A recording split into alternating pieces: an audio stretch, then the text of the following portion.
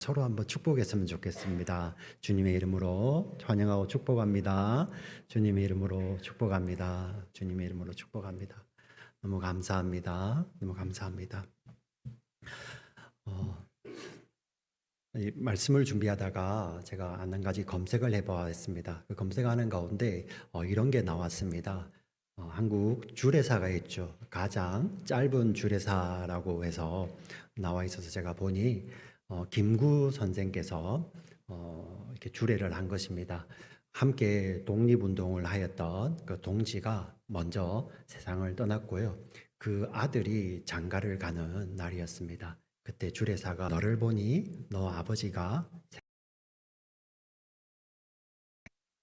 몇 초였습니까? 예, 이게 주례사 끝이었다고 합니다. 아마 저도 이렇게 목회자로서 주례를 할 때 이렇게 짧게 하면은 그날의 하객들은 정말 다 환호하실 거예요, 그죠? 네. 어, 근데 굉장히 제가 곰곰이 생각해 보니까 참 이처럼 그 명예로운 게 있을까?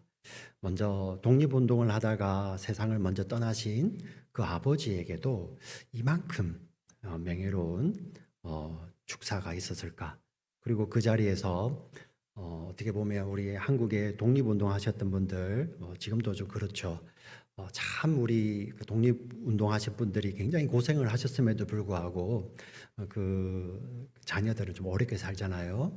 그래서 이제 그것이 자녀들 세대에서는 많이 한이 되는 사람들도 있는데 너를 보니 아버지가 생각난다라는 참 이 이야기처럼 명예로운 축사와 위로 그 권면이 없었다 생각이 듭니다. 참 귀합니다. 반면에 또 어떤 사람들은 너를 보니 이것이 생각난다 하는 것은 굉장히 또 불명예스러운 게 있죠. 제가 예전 한국에 있을 때 그때 우리 한국에 계셨던 분들은 뭐 지존파 사건 그리고 막가파 사건 이게 기억나십니까? 지존파라는 아주 무시무시한 그리고 또 막가파라는 마치 모든 도덕을 다 상실해 버린 듯한 그러한 조폭과 같은 사건들이 있었죠. 그래서 어떤 사람들에게 야 정말로 행동이 막가파 같아. 예, 이런 이야기를 하게 되면 그 말을 듣는 사람들에게는 굉장히 불명예스럽죠. 심지어 막가파에게도 불명예스럽고요. 너 막가파 같아 하는 그런 말을 듣는 사람에게도 불명예스러운 것입니다. 이처럼 어떤 말과 행동에 따라서 생각나는 사람에 따라 굉장히 명예스러운 이름인가 아니면 불명예스러운 이름인가 하는 것이 나뉘는데요. 우리가 오늘 읽었던 굉장히 긴 본문 가운데도 사실 이 내용들이 숨어 있습니다. 오늘 이 내용을 함께 살펴보기를 원합니다. 우리 지난 시간 예수님께서 12제자들을 둘씩 짝을 지어서 보냅니다. 바로 하나님 나라를 선포하게 하죠. 회개를 전하고 악한 영들을 내어 쫓고 기름을 바르며 많은 병자들을 고칩니다. 이런 제자들의 활약으로 말미암아 안 그래도 갈릴리 지역에서 예수님의 이름이 소문이 나 있었는데 이 흩어져서 사역하는 제자들도 말미암아 예수의 이름이 더 드러나게 됩니다. 이 예수의 이름이 어디까지 들어가게 되냐면은 지금 갈릴리 지역을 다스리는 왕의 이름은 헤롯입니다. 예수님 태어나셨을 때의 그 헤롯과는 다르고 그 헤롯 대왕의 아들 헤롯 안디바입니다. 역사 가운데서 굉장히 좀 교묘하고 그 사람을 귀하게 여기셨던 예수님마저도 이 헤롯 안디바를 향하여서 여우다라고 칭할 정도로 아주 역사 가운데서도 굉장히 좋지 않은 평을 받는 사람입니다. 우리가 역사를 통해서 배우는 것은 그러한 왕권이거나 그러한 지도자일수록 민심하고는 전혀 거리가 가깝지 않잖아요. 민심이 딱 막혀 있잖아요. 그렇지 않습니까? 예, 우리 역대 정부들 봐도 그렇죠. 자, 그런데 이런 헤롯에게까지 이 예수님의 소식이 들어가게 되는 것입니다. 근데 헤롯이 이렇게 이야기를 합니다. 14절 말씀을 다 같이 한번 읽어보겠습니다. 같이 읽습니다. 시작. 예, 예수의 이름이 드러난지라 헤롯 왕이 듣고 이르되 이는 침례 요한이 죽은 자 가운데서 살아났도다. 그러므로 이런 능력이 그 속에서 일어나느니라 하고 헤롯은 이 이야기를 듣자마자 죽었던 침례 요한이 돌아왔다. 이렇게 생각을 하는 거예요. 침례요한이 생각나는 것입니다. 그런데 사람들은 뭐라고 생각하냐면 15절에 이렇게 나와 있습니다. 15절은 제가 읽어드릴게요. 15절 말씀. 어떤 이는 그가 엘리야라 하고 또 어떤 이는 그가 선지자라니 옛 선지자 중에 하나와 같다 하되, 사람들이 이렇게 이야기합니다. 그런데 헤롯은 또 이렇게 이야기를 합니다. 16절 같이 읽습니다. 시작. 헤롯은 듣고 이르되 내가 목벤 요한 그가 살아났다 하더라. 성경은 아주 간략하게 어떤 사건을 기록하는데, 이 간략함 가운데서 이렇게 두 번을 반복할 때는 굉장히 강조를 하는 것입니다. 침례 요한을 헤롯이 죽였어요. 헤롯이 죽이고, 그 헤롯이 예수님의 이야기를 듣고 갑자기 자기가 죽인 요한이 생각났다는 것을 이 짧은 성경에 두 번이나 반복하는 것이죠. 우리는 이 반복을 통해서 이 헤롯의 마음이 어떤 것인지를 볼 수가 있게 됩니다. 그 속에 있는 죄책감이라든지 죄에 대한 두려움에 대해 보게 되는 것이죠. 사실 이때 왕이었습니다. 왕은 대부분 우리 고대 왕들은 자기 마음대로 할 수 있었고요. 웬만한 것들은 다 용서를 받든지 아니면 그 어느 누구도 왕에게 와서 당신이 잘못했어요 이렇게 말할 수 있는 사람이 거의 없는 것이 고대의 왕들이죠. 그래서 우리가 보면 막 행동하는 사람들에게 네가 왕이냐 이렇게 이야기를 하잖아요. 자, 이 헤롯이 왕임에도 불구하고 그 마음 가운데 이런 죄책감들이 드는 것입니다. 우리는 이것을 통해서 조금 더 깊게 오늘 본문하고 조금 벗어나지만 이 죄책감에 대해서 그리고 죄의 무게에 대해서 한번 그리스도이니까 한번 생각해 보면 좋겠습니다. 모든 죄나 죄책감이 우리를 이렇게 짓누르는 건 아니지만 특별히 어떤 것들은 우리의 삶에 굉장히 큰 무게로 다가오는 그런 죄책감들이 있죠. 예.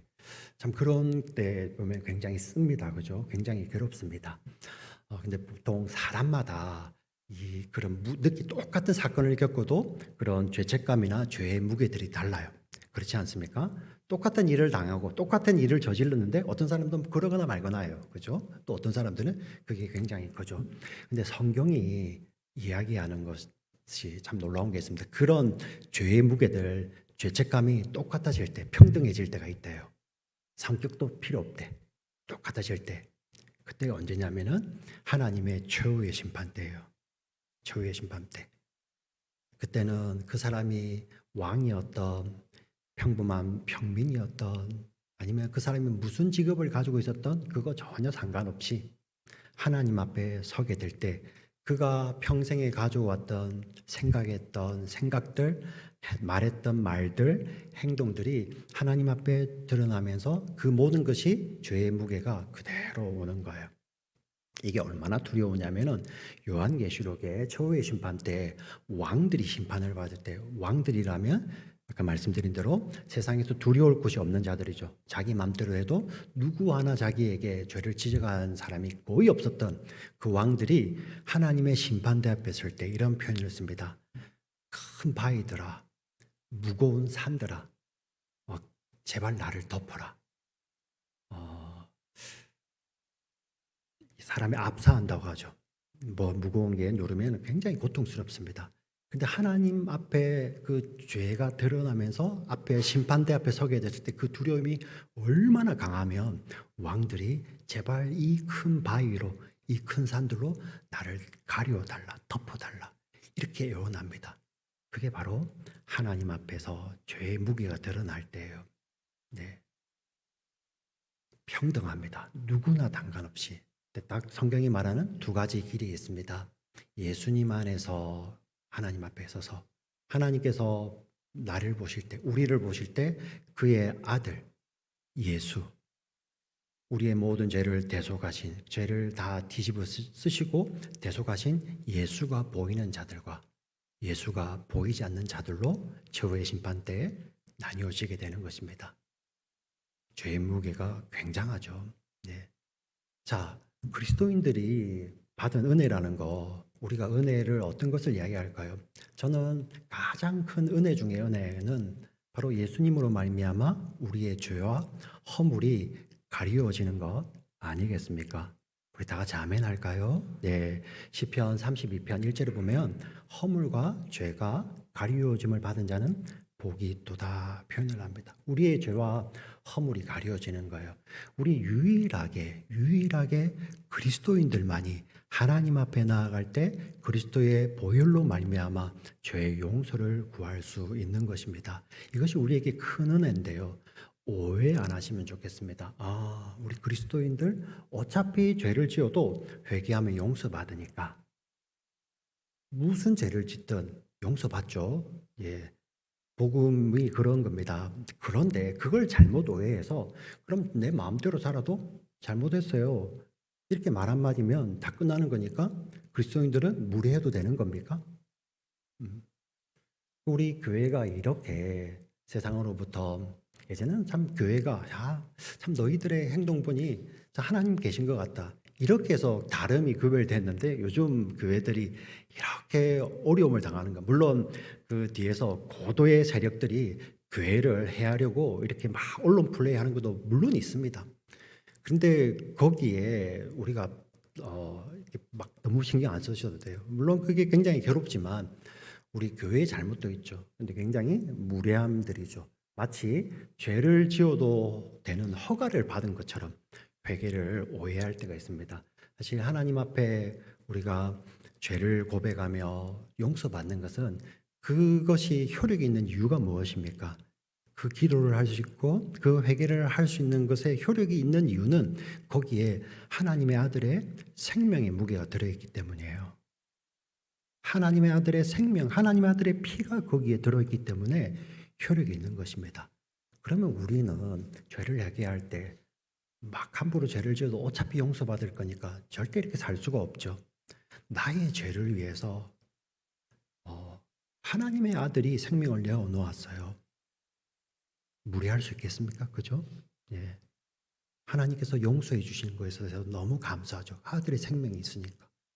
그리고 동시에 우리가 죄를 짓고 죄책감에 눌릴 때 보면 그 일로 말미암아 아파하는 사람들이 있죠. 예. 우리가 그리스도인들로서 참으로 하나님 앞에 회개한다는 것은 그러한 아픔까지도 보듬을 수 있는 사람이 된다는 것입니다. 절대 무례한 자가 되는 것이 아닙니다. 하나님 불쌍히 여겨 주시옵소서.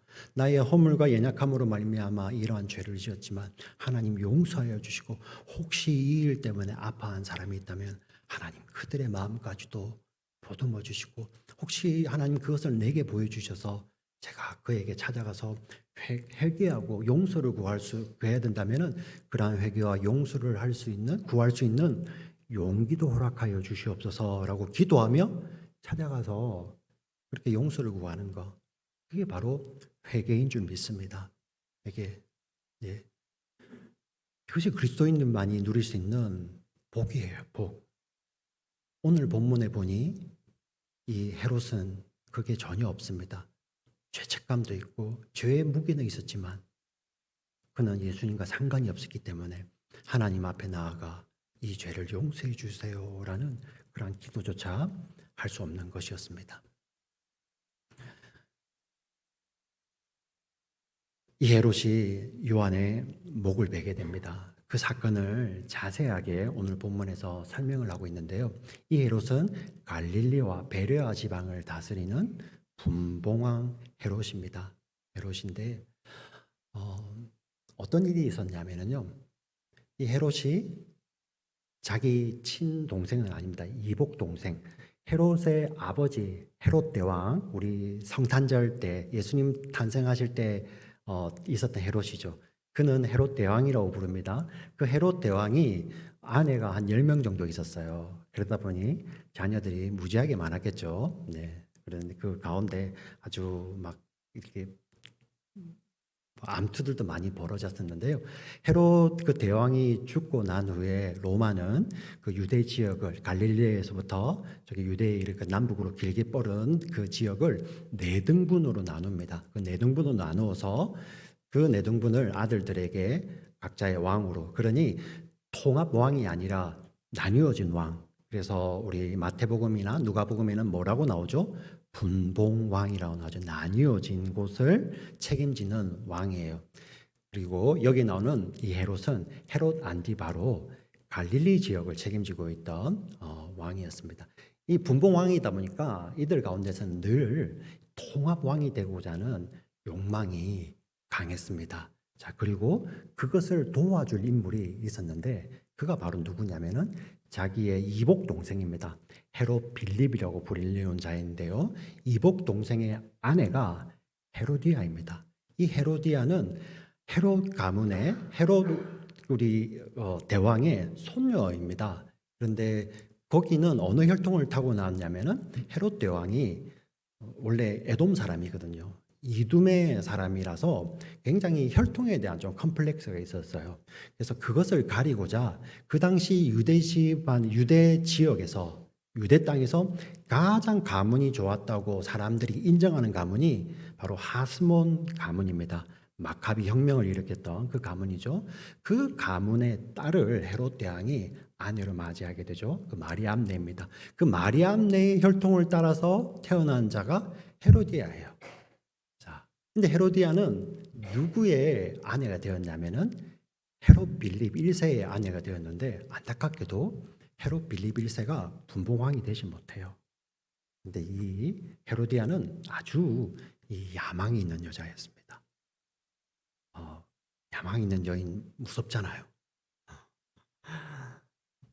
자기의 남편이 왕이 되지 못한 것에 대해서 아주 있었는데 어느 날 이 헤롯 안티파가 이 동생의 아내를 취하게 됩니다. 근데 율법에는 엄히 금합니다. 형제가 살아 있는데 그 형제의 아내를 취하는 것은 율법이 엄히 금하는데 이 헤롯 안티파는 자기 이복 동생의 아내를 취하게 되죠. 그리고 이복 동생의 아내인 이 헤로디아는 willingly 그 사람의 남편이 됩니다. 왜? 왕이 아니었기 때문에요. 자, 이것을 침례 요한이 경고합니다. 왕이었기 때문에 사람들은 침묵했습니다. 그러나 하나님의 말씀을 바르게 전하는 침례 요한은 왕이여 그럴 수 없습니다. 레위기 18장에 보면 형제의 아내를 취하는 것을 엄격히 금하거든요. 근데 우리 본문에 보니 이 헬라어는 사실 이 시제를 구별하는데요. 미완료 진행형입니다. 어떤 의미냐면은 침례 요한이 계속 이야기했다는 거예요. 계속 왕이여 이것은 잘못된 것입니다. 왕이여 이것은 잘못된 것입니다. 그러자 왕이 잡아들이게 되죠. 그런데 왕은 지금 이 침례 요한을 이렇게 잡아들였지만 어떻게 하지를 못했어요. 왜냐하면 왕도 침례 요한을 두려워했고요. 특별히 마태복음을 보니까 왕이 더 두려워했던 것은 사람들이 침례 요한을 거룩한 자, 선지자로 여기기 때문에 사람들에게서 밀란이 날까봐 어쩌지를 못하고 있는 거예요. 예. 근데 아까 말씀드렸던 헤로디아는 야망이 있는 여자라고 했잖아요. 예. 자기가 이 왕의 부인이 되는 것에 딴지를 걸었던 이 침례 요한을 죽이려고 합니다. 19절 20절을 같이 읽어보겠습니다. 19절 20절 같이 읽겠습니다. 시작.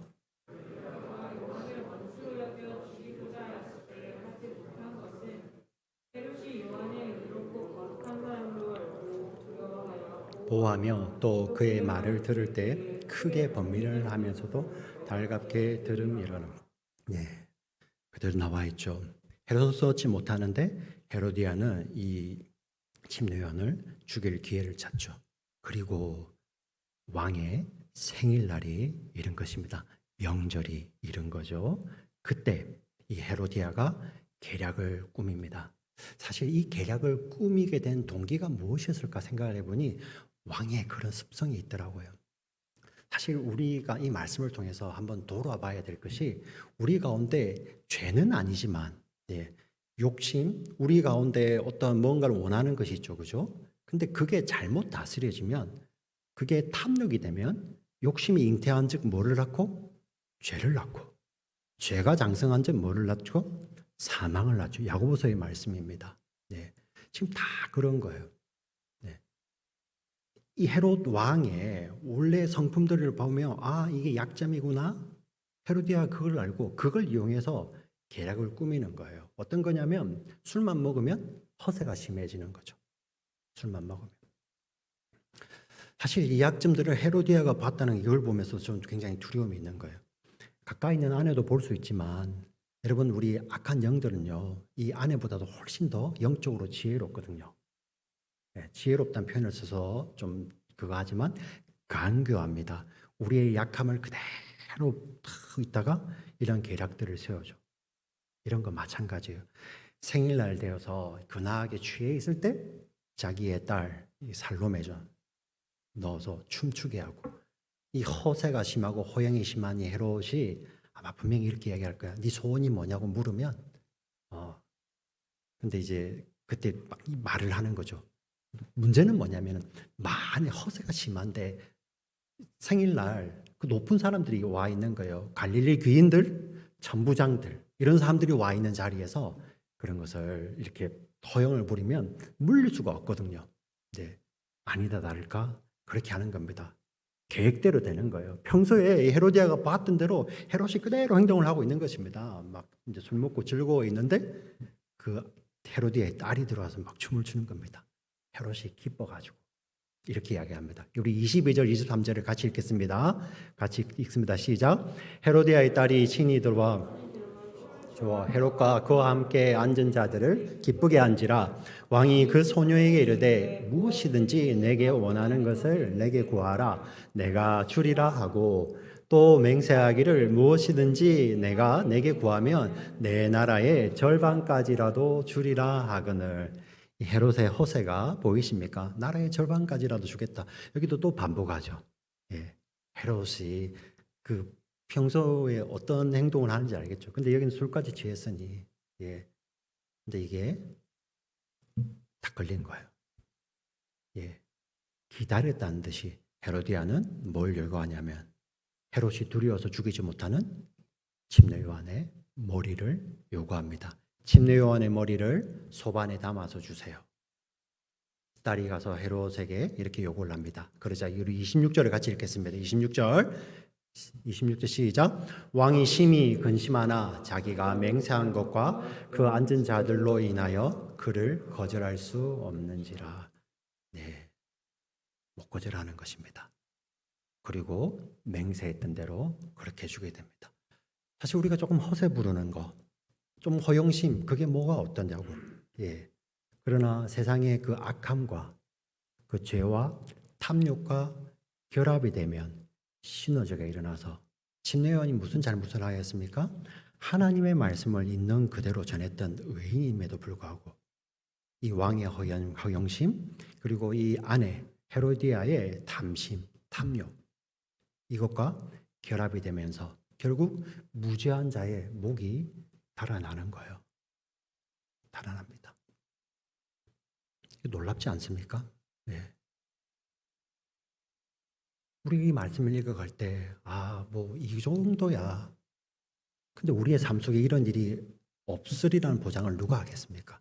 우리가 이 말씀을 읽을 때 우리 깊이 묵상해서 받아야 됩니다. 사실 이 사건을 이렇게 읽어가면 두 가지 부류의 사람이 생각나게 됩니다. 초대교회 사람들, 마가복음을 읽어가던 사람들은 마가복음을 끝나갈 때 이 헤롯과 헤로디아를 통해서 누군가가 생각이 났을 것입니다. 그는 누구입니까?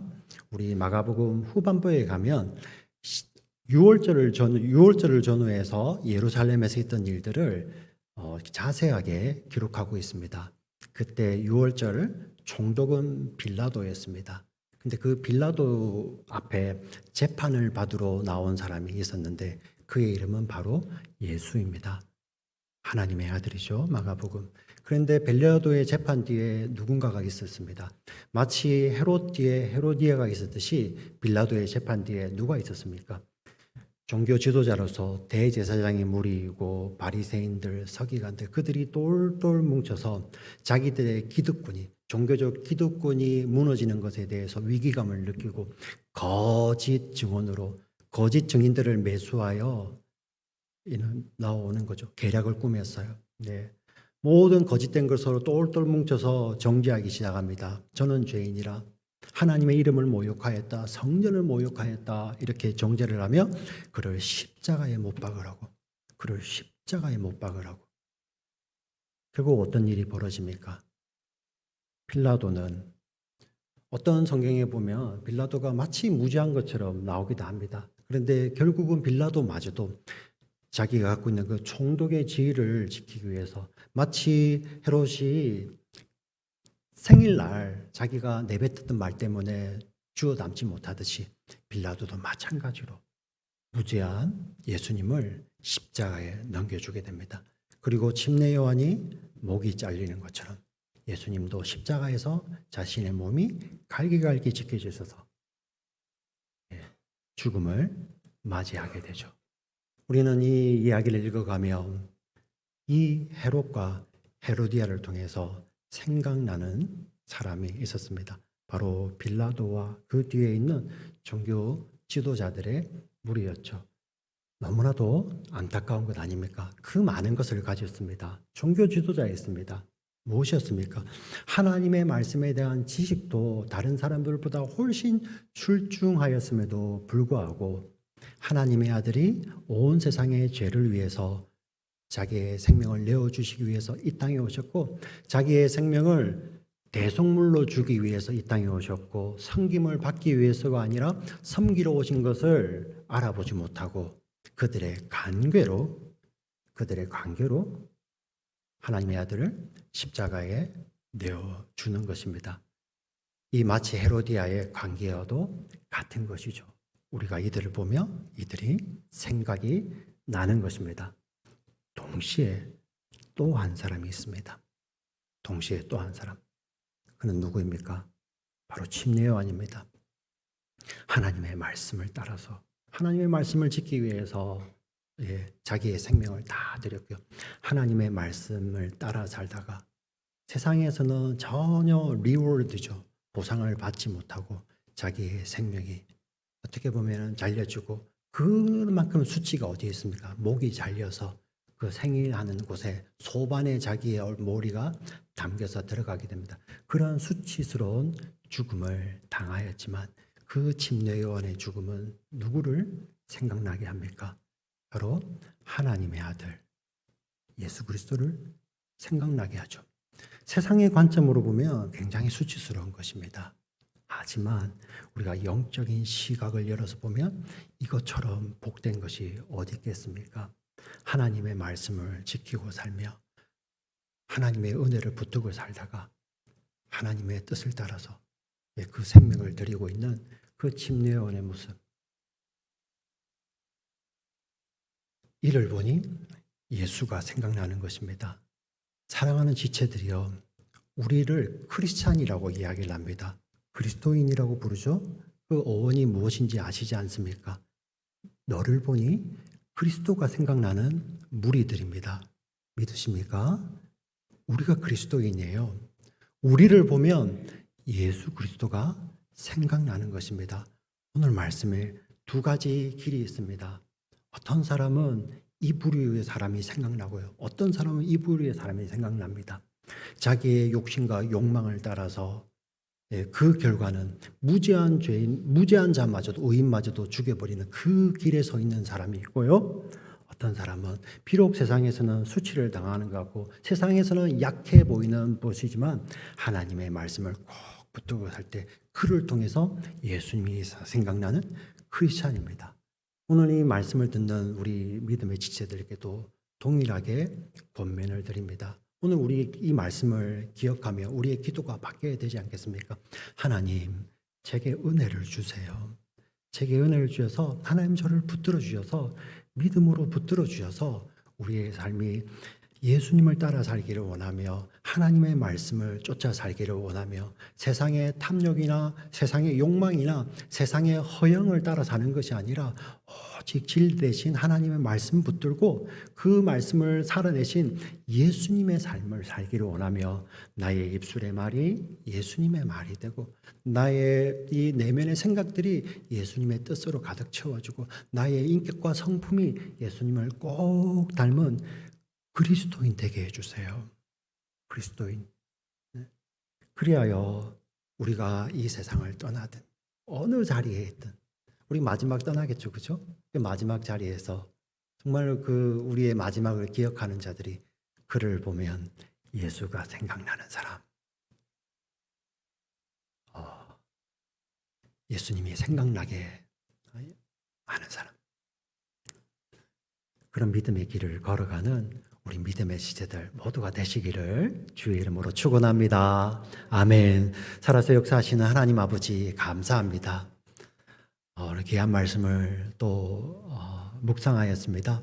이 말씀을 우리 영혼 가운데 심어주셔서 말씀을 사랑하셔서 하나님의 말씀을 이루기 위해서 자기 생명을 내어주신 그 예수 그리스도, 그리고 그 예수 그리스도와 똑같은 삶을 살아갔던 그런 침례의 왕과 같은 우리 삶이 될 수 있도록 주여 인도하여 주시옵소서.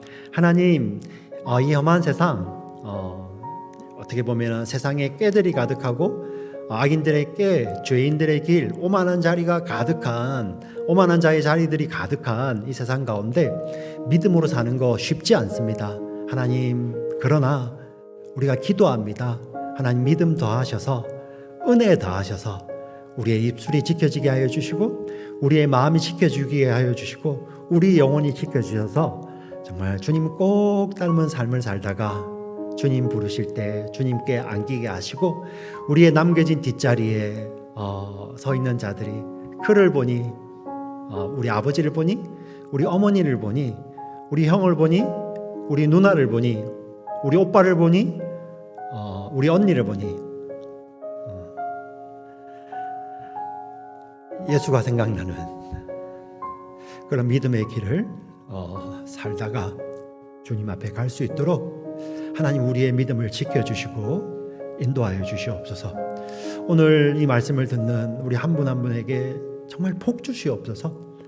다른 어떤 것보다도 이 말씀이 뿌려져서 그 삶 속에서 열매 맺는 그런 놀라운 생명의 복을 누리는 우리 사랑하는 지체들 다 되도록 주님 사랑하여 주시고 주님 축복하여 주시옵소서. 우리를 사랑하시는 구주 예수 그리스도의 이름으로 간절히 기도합니다. 아멘.